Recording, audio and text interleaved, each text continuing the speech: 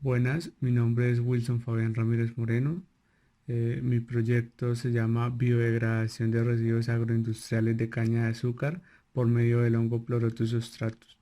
Este trabajo es presentado a la profesora Amanda Chaparro para el curso de formulación y evaluación de proyectos. Resumen del proyecto. El mal aprovechamiento de los residuos agroindustriales y el incremento acelerado de las actividades agropecuarias demandan nuevas alternativas para el buen aprovechamiento de estos residuos en base a la economía circular.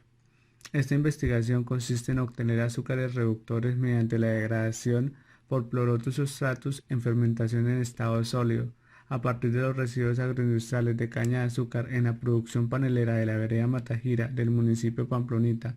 Para ello, se decidió elegir el bagazo de caña de azúcar como fuente de residuos lignocelulósicos. Se estudiará la degradación de este residuo en el momento de la inoculación del hongo Pleurotus substratus, así como un estudio bromatológico al inicio y al final para observar diferencias en la degradación del residuo mediante espectrometría de infrarrojo transformada de Fourier y ultravioleta visibles.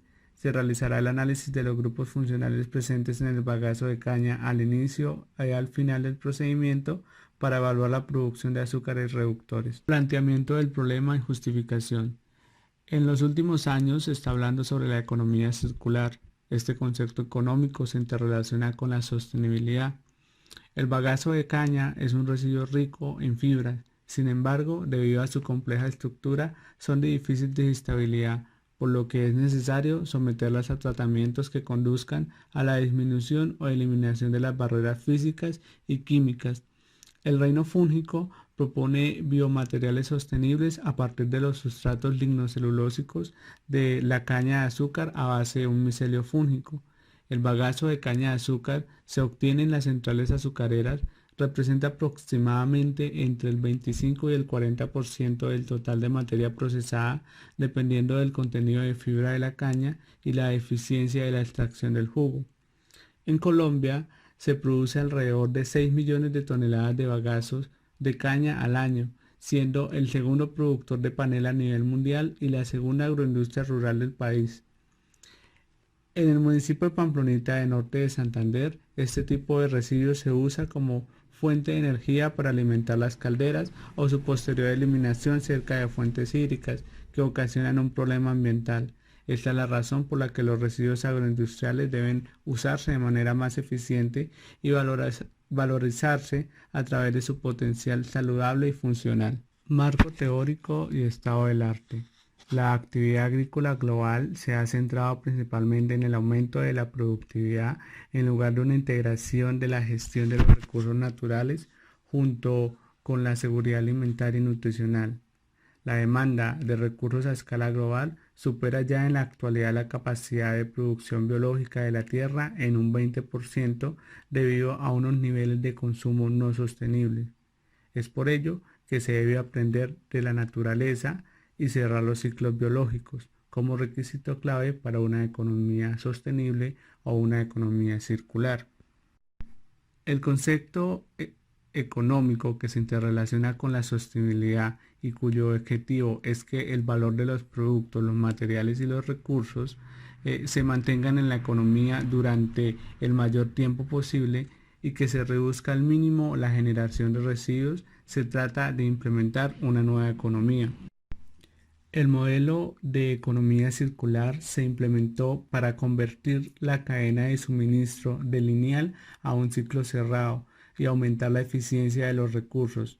Para darse cuenta de esto se necesita de una transición del sistema económico lineal de combustibles fósiles a la bioeconomía. Eso significa que los flujos de residuos orgánicos de los hogares, la industria, los productos y subproductos se tratan como recursos valiosos en esta bioeconomía. Residuos agroindustriales. En los últimos años ha habido un aumento en el crecimiento de las industrias agropecuarias y en consecuencia en la cantidad de residuos agroindustriales generados.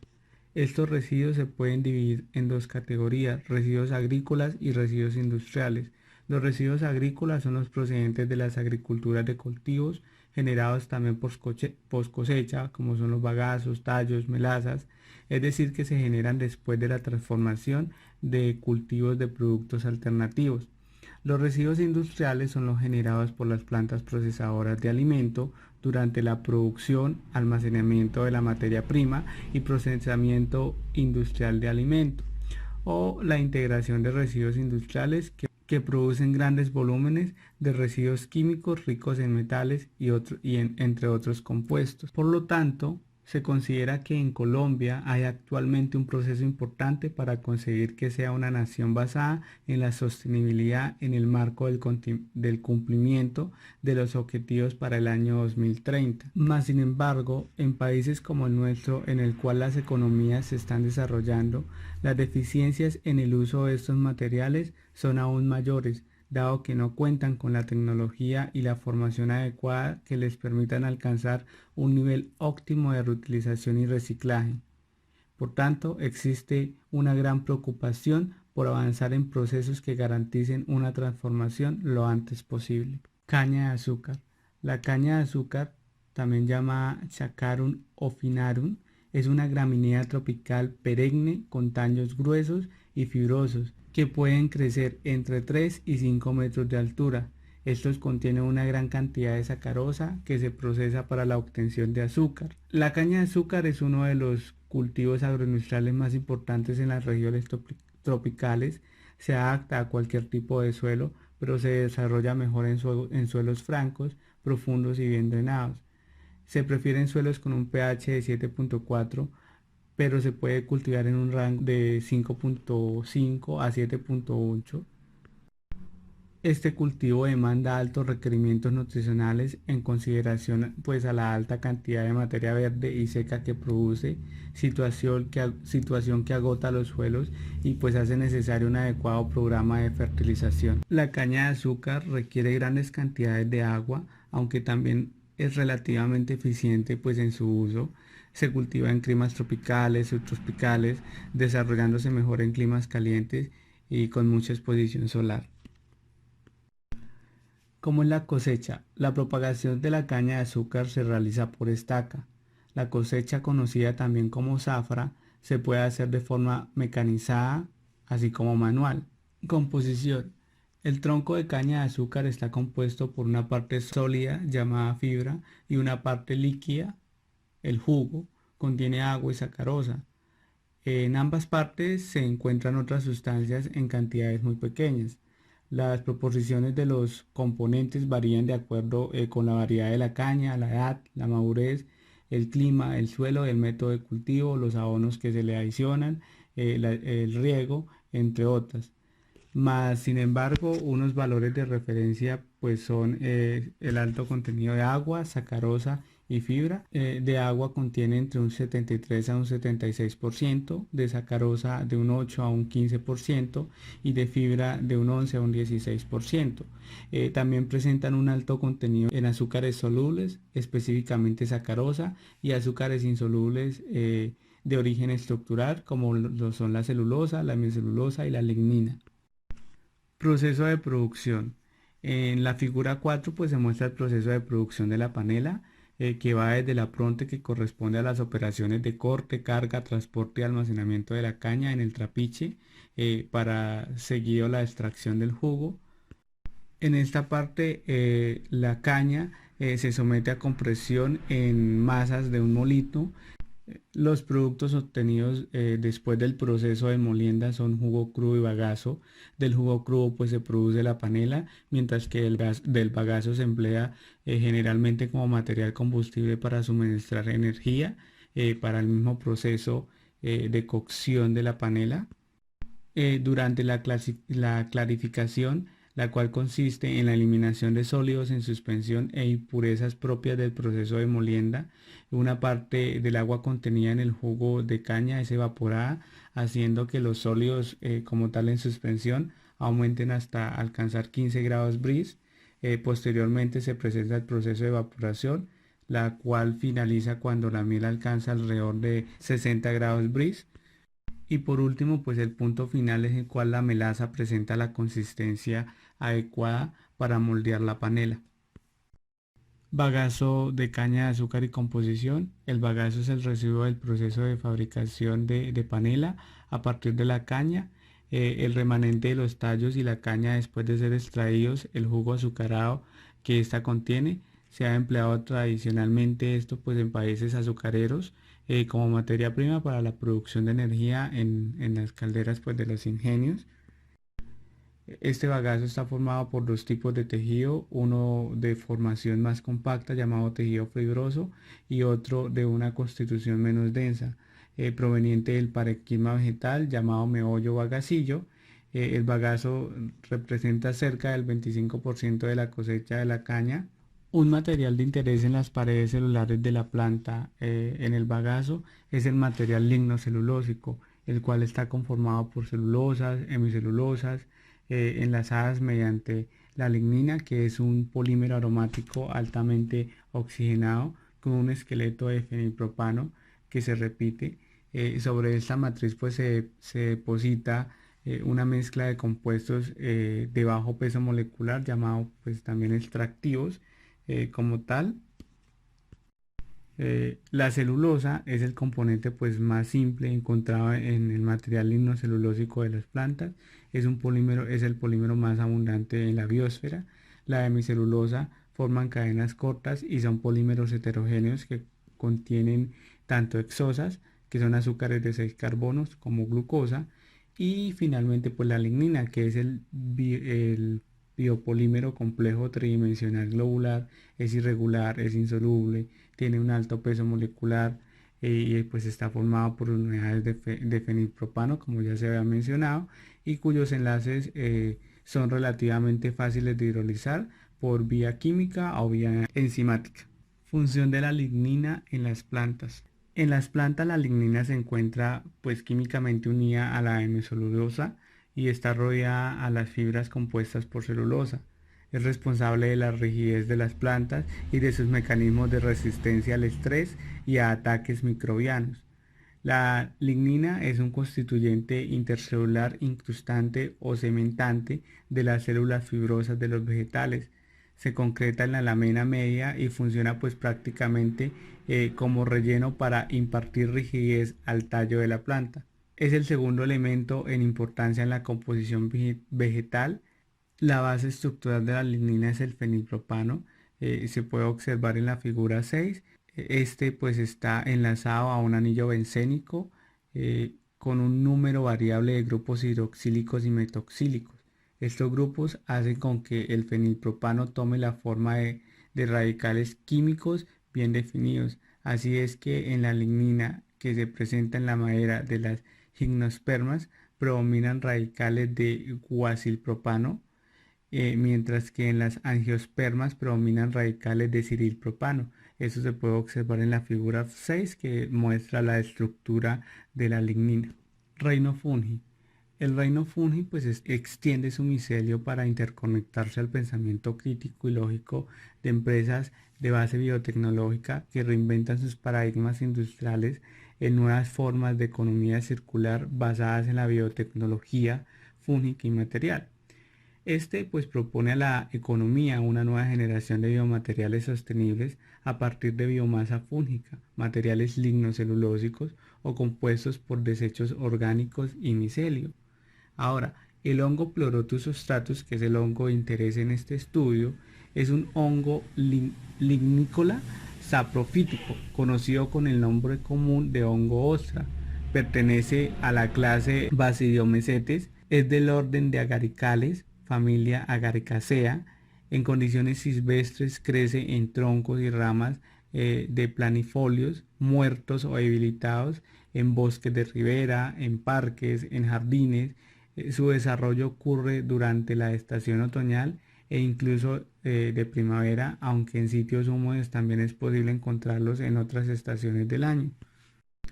Este hongo, como se puede observar en la imagen, tiene coloraciones blancas, marrón o azul gris, o digamos más un gris marrón.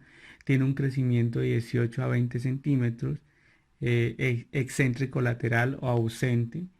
eh, Tiene una base de lana y posee un sabor y olor agradable. Composición y cultivo de Pleurotus ostratus. La composición química del Pleurotus ostratus es muy variable.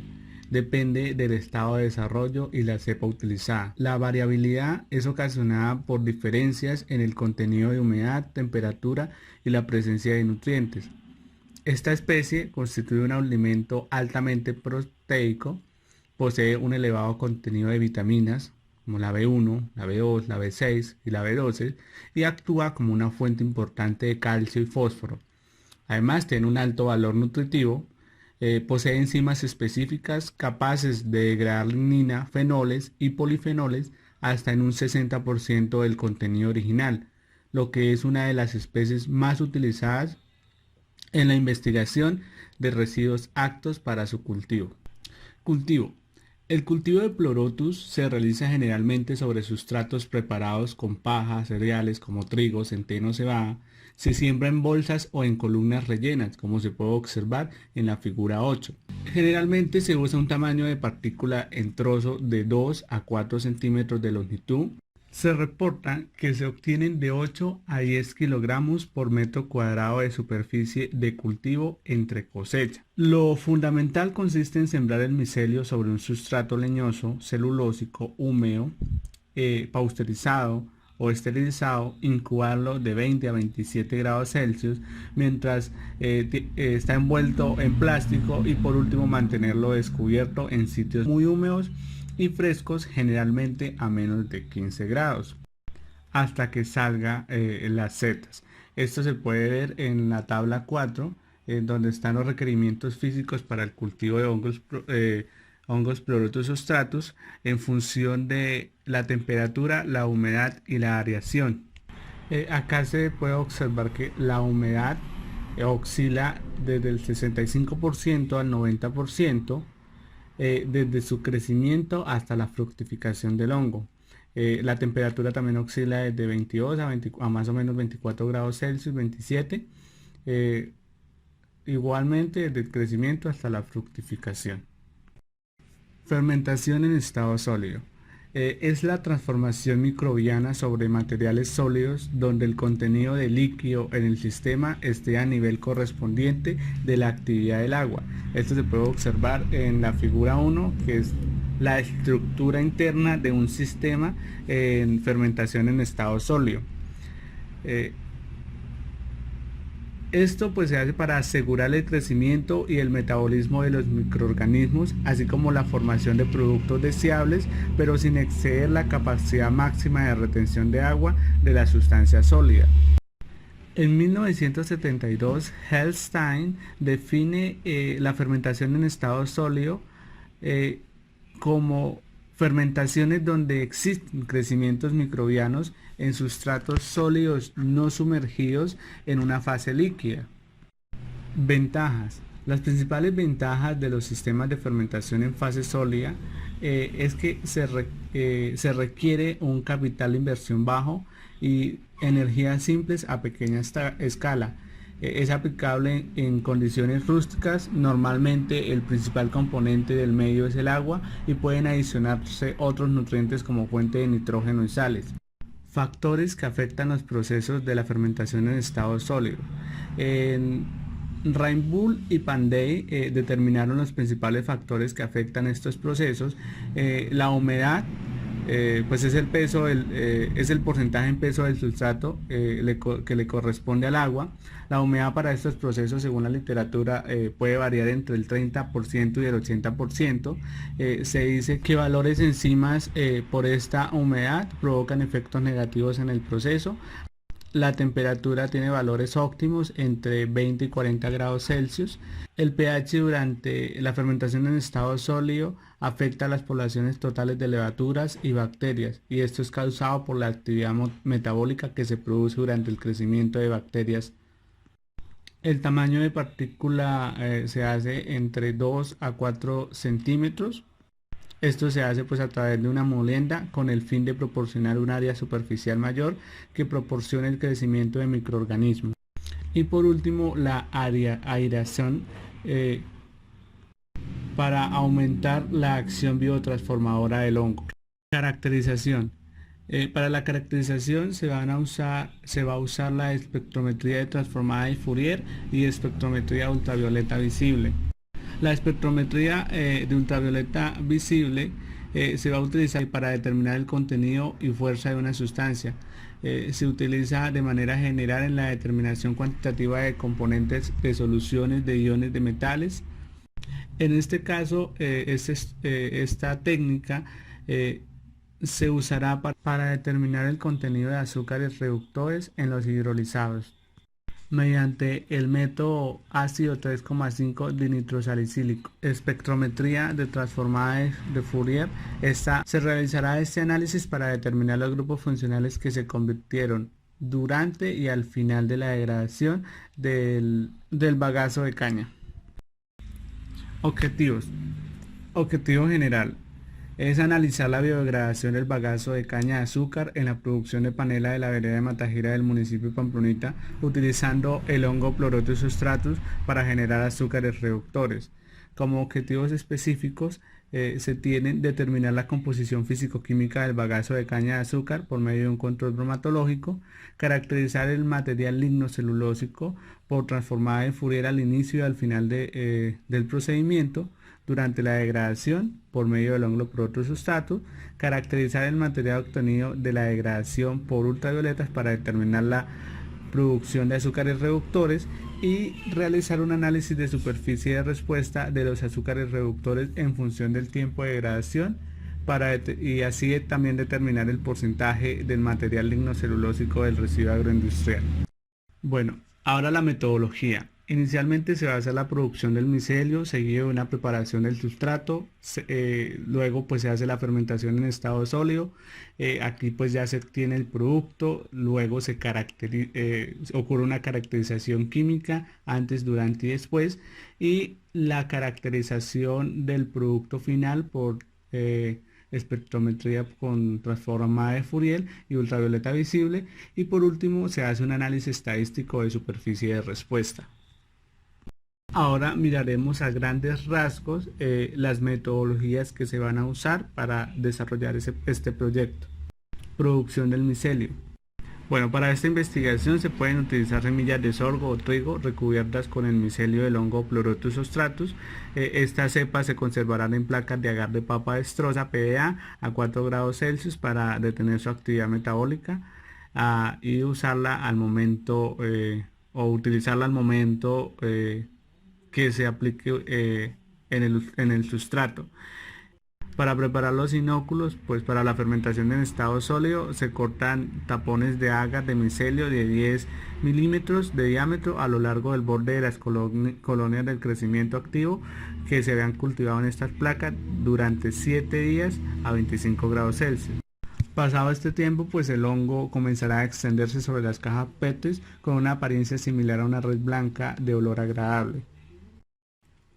Preparación del sustrato. Esta va a tener 3 etapas, desde la reducción del tamaño, después seguido a un tratamiento térmico y por último la inoculación del sustrato. La reducción del tamaño se va a hacer pues a través de un molino, ¿sí?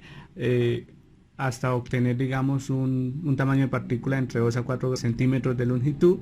Posterior a esto pues se homogeniza en tamices, seguido pues el tratamiento térmico. Estos se lavan en agua durante 15 minutos a 90 grados Celsius, después se elimina el exceso de humedad y se procede a llenar las bolsas de propileno con 200 gramos de sustrato húmedo y se someten a un proceso de esterilización en autoclave a una temperatura de 121 grados Celsius.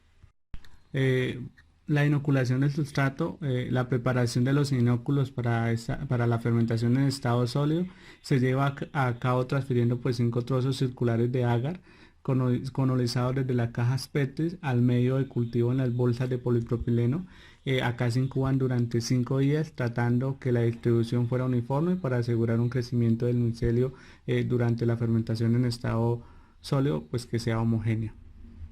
La fermentación en estado sólido. Bueno, estas se hacen en bolsas de propileno de 20 por 30 centímetros donde se van a añadir los 20 gramos de bagazo seco y se esparcirá homogéneamente en el micelio de cultivo, teniendo en cuenta que por cada bolsa de sustrato del total de la semilla inocular o de este extracto es del 10% total de la mezcla del sustrato en base seca. Luego, pues con un cautín se abren 4 agujeros de aproximadamente 2 centímetros de largo y se cubren con cinta micropor. Finalmente, pues estas bolsas se rotulan y se sitúan en la incubadora a una temperatura de 25 a 30 grados Celsius con una humedad de 60% en condiciones de oscuridad donde durarán aproximadamente de 40 a 45 días. Eh, para tener un control, se va a hacer el mismo tratamiento con muestras, solo con bagazo de caña, pero sin inoculación fúngica. Estos experimentos pues se van a realizar por triplicado y las bolsas de fermentación se muestrarán pues cada 7 días. Seguido de este procedimiento, después de los 40 a 45 días ocurre el proceso de fructificación. Acá se procede, pues esta se induce pasando las bolsas a una sala iluminada con una humedad relativa del 90% y una temperatura de 25 grados, donde se dejarán por una semana para el desarrollo de las orellanas del hongo y así su posterior cosecha. Obtención del producto. Esto va a pasar por dos etapas: la liofilización del sustrato fermentado y la reducción del tamaño del sustrato liofilizado. En la primera, pues esta consiste en eliminar el agua de los sustratos fermentados por sublimación. Una de las principales razones para usar esta técnica es que es la temperatura baja utilizada para eliminar el agua, minimizando así el daño térmico de los nutrientes sensibles. Este proceso pues consiste en congelar el producto y exponerlo al vacío para subliminar el hielo. La sublimación del agua se procede cuando la presión de vapor del agua y la temperatura son menores a la del punto triple, es decir, pues a 0,61 kilopascales, a 0,06 atmósferas. Sin embargo, pues la liofilización es un método costoso. Seguido de esto sigue una reducción del tamaño del sustrato liofilizado que se debe someter a un proceso de molienda y posteriormente el tamaño se minimiza haciendo pasar a través de un tamiz de Tyler, ¿sí?, de 40 con la intención de obtener un tamaño de partículas similar a la harina. Y acá la caracterización química o el control bromatológico. Bueno, estos análisis se realizarán de acuerdo con los métodos de la OA, que es la Association on Official Analytical Chemists, para conocer y comparar pues la composición química, como el contenido de humedad, materia seca, cenizas, proteína total, fibra dietaria, de la materia prima inicial, el sustrato fermentado con micelio, con el micelio pues con el hongo Pleurotus substratus y los sustratos fermentados después de la liofilización. Caracterización del producto. Se hará un análisis de espectroscopía infrarroja por transformada y Fourier. Esto pues para determinar los grupos funcionales que se convirtieron durante la degradación del bagazo de caña. Después de toda la incubación de los micelios se eliminan de las muestras sumergiendo los residuos de bagazo de caña en ácido acético y ácido nítrico a una relación de 8 a 1 en volumen durante una hora y luego se lavan con agua ionizada hasta que el agua lavada fuese neutra. Estos residuos sin micelio se secan a 88 grados Celsius y se utilizan 0,3 gramos de residuos secos para analizar la composición lignocelulosa. El contenido de la celulosa se determina mediante el método colorimétrico del reactivo de Antrona, y para la cuantificación de la lignina de muestras de bagazo serán hidrolizadas por ácido sulfúrico al 72% peso y se pesará el contenido de lignina insoluble en ácido en base a las cenizas. En cuanto a la cuantificación de azúcares reductores totales por el método de DNS, que es el ácido 3,5 dinitrosalicílico, se van a agregar 100 microlitros de solución problema. Luego se agregan 300 microlitros del reactivo de DNS ya preparado. Este se ebulle durante 5 minutos y se deja enfriar en recipientes con hielo Seguidamente se agregan 600 microlitros de agua destilada, se agita en un vórtice a temperatura ambiente y este se lee la absorbancia registrada mediante un espectro de ultravioleta visible a 540 nanómetros, usando un estándar de solución de sacarosa. Análisis estadístico y de superficie de respuesta de azúcares reductores. Se realizará un análisis ANOVA, en el cual este es un diseño completamente al azar para el análisis de datos, en el cual se separa la variación total en las partes en las que se contribuye cada fuente de variación en el experimento, ya sea humedad, cenizas, proteína, fibra y azúcares reductores. Cabe destacar pues que la ANOVA es una prueba de hipótesis de igualdad de los tratamientos con respecto a la media. Si se acepta la hipótesis nula, se confirma que los efectos sobre la variable de los tratamientos son estadísticamente nulos. Y si ésta se rechaza, se concluye que hay una diferencia significativa entre estos tratamientos. La metodología de superficie de respuesta es un conjunto de técnicas matemáticas y estadísticas utilizadas para moldear y analizar problemas en los que una variable de interés es influenciada por otra. El propósito inicial de esta técnica es diseñar un experimento que proporcione valores razonables de las variables de respuesta y determinar el modelo matemático que mejor se ajusta a los datos obtenidos. Este establece los valores de los factores que optimizan el valor de la variable de respuesta y pues esto se logra al determinar las condiciones óptimas de recuperación del sistema. Los datos se analizarán utilizando el problema Excel o Minitab para calcular la superficie de respuesta en función de los azúcares reductores y el tiempo. Conclusión, pues el presente trabajo de investigación pues busca el aprovechamiento del bagazo de caña de azúcar pues producido en el municipio de Pamplonita, teniendo como propósito pues producir azúcares reductores mediante la biodegradación de hongo Pleurotus striatus para buscar reducir la cristalinidad de la celulosa y así disociar el complejo celulosa-lignina, aumentando pues el área superficial y pues eliminar o disminuir la presencia de sustancias que interfieran o dificultan la hidrólisis.